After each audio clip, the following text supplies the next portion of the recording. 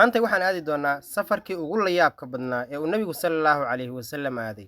safar aad u dheer, safarkii ugu dheeraa uguna degdega badnaa. safarkan markii aan ka soo laabanno dadka oo dhan way isbedeli doonaan, dad badan ayaa ilaahay rumay doona. safarkan markii aan aadayno uma baahnin dhar iyo zaad badan, maxaa yeelay si degdeg ah ayaan uga soo laaban doonaa. dhowaad 10 sano kadib markii nabi maxamed la soo diray sallallahu alayhi wasallam, waxaa kordhay dhibaatadii ay quraysh muslimiinta iyo nabiga u geysanayeen. habeenada ka mid ah nabiga sallallahu alayhi wasallam oo iska jiifa, waxaa la dilaaciyey saanqaafka gurigii uu ku dhex jiray, waxaana ka soo dhex baxay jibriil calayhi salaam. nabigu markii uu arkay saanqaafkiisii oo la jeexay waa uu cabsaday, laakiin markii uu jibriil arkay aad ayuu u farxay. jibriil wuxuu nabiga sallallahu alayhi wasallam geeyey ceelka zamzamka dhinaciisa. nabiguna wuxuu fahmay sallallahu alayhi wasallam inay tahay risaalo ilaahay xaggiisa ka imaatay, dhacdooyin kale oo muhiim ahna ay dhici rabaan. nabigu wuxuu ku qubaystay biyihii zamzamka, isla markaasna waxaa imaatay daabad lagu magacaabo alburaaq. daabadan nebiyada ayay u gaar tahay, wax yar waxay u eg tahay faraska, xajmi ahaana dameerka waa ay ka weyn tahay, baqashana waa ay ka yar tahay. ilaa hadda caalamkan aan ku noolnahay lama hayo wax ka dheereeya oo ka degdeg badan. buraaqan halka tillaab oo uu qaado waxa uu dhigayaa meel inta ishu qabato ka fog 100 kiiloomitir, ayuuna halkii tillaabo jaraya. ka waran haddaan ku dhaho degdega buraaqan waxa uu ka badan yahay xitaa diyaaradda iyo gantaalka. isla markaasna jibriil calayhi salaam wuxuu ka dalbay nabiga sallallahu alayhi wasallam inuu buraaqii koro. marka laga soo tago buraaqan inuu ahaa mucjiso ilaahay, korkiisu waxa uu la gilgishay cadamada iyo weynanka nabiga sallallahu alayhi wasallam. waxaana la aadi doonaa safar ay ku jiraan malaayiin mucjisaad ah, malaayiin cilmi iyo macluumaad ah, malaayiin la yaab ah. bismillaah, subxaana alladii sakhara lana hada wamaa kunna lahu muqriniin. ducadii safarka, isla markaasna waa uu dhaqaaqay buraaqii. waqti badanba lama socon, ilbiriqsiyo indhaha ayuu isku qabtay. markii uu kala qaadayna wuxuuba joogaa qudus. habeen mugdi ah, dadkii oo dhan ay hurdaan. wuxuu ka dhaqaaqay maka, gaar ahaan masjidul xaraam, wuxuuna tegey masjidul aqsa, dhulka falastiin ama qudus. nebigu buraaqi ayuu ka degay, wuu fadhiistay asagoo fiirfiirinaya masjidul aqsa. markuu halkaas tegay nebigu sallallahu alayhi wasallam, waxaa dhacay kulankii ugu weynaa ee bini aadam. ilaahay wuxuu doonay inuu nooleeyo ambiyadii iyo rusushii taariikhda soo maray. waxaa la sheegay tirsigoodu inuu gaaray 124,000 oo nebi, waxaana ka mid ahaa 313 rasuul: muusa calayhi salaam, ciisa calayhi salaam, yuusuf, aadam calayhi salaam. dhammaantood ilaahay waa uu soo nooleeyey, waxa uuna ku soo kulmiyey masjidul aqsa dhexdiisa. ambiyadii oo dhan hal meel ayay isugu yimaadeen. yaa allah, ilaahay subxaanahu wa tacaala qudus waxa uu ku sharfay inuu ka dhigay marka koobaad qibladii muslimiinta ee koobaad. ilbiriqsi kama hilmaamayno ducada reer falastiin. ilaahay ha xifdiyo oo ha guuleeyo, ilaahayna ha noo soo celiyo al aqsa. markay ambiyadii oo dhan halkaas masjidka dhexdiisa ah isugu yimaadeen, jibriil ayaa istaagay amar ilaahay, wuxuuna dhahay qum yaa muxamed, muxamedow istaag oo ambiyada tuji. nebi muxamed ayaana imaam u noqday oo tujiyey dhammaan ambiyadii ka horreysay. allaahu akbar. nebigu wuu takbiirsaday, allaahu akbar. gadaashiisana waxaa ku tukaday dhammaan ambiyadii. markii uu nebigu salaadii dhammeeyey ee uu salaamo naqsaday, salaadaanuna maba ahan aslanba mid farad ah, maxaa yeelay isla safarkan ayaa salaada lagu soo farad yeeli doonaa. laakiin ambiyadan iyo rusushan dhammaantood waa ay garanayeen salaada arkaanteeda iyo shuruudaheeda, laakiin annaga ka muslimiin ahaan markaas salaadu farad naguma aysan ahayn. nebigu markii uu masjidka ka soo baxay wuxuu la kulmay jibriil oo taagan oo asaga sugaya. jibriil markaas waxa uu labada gacan ku kala hayay 2 weel ama 2 baaquli, midaad rabtid.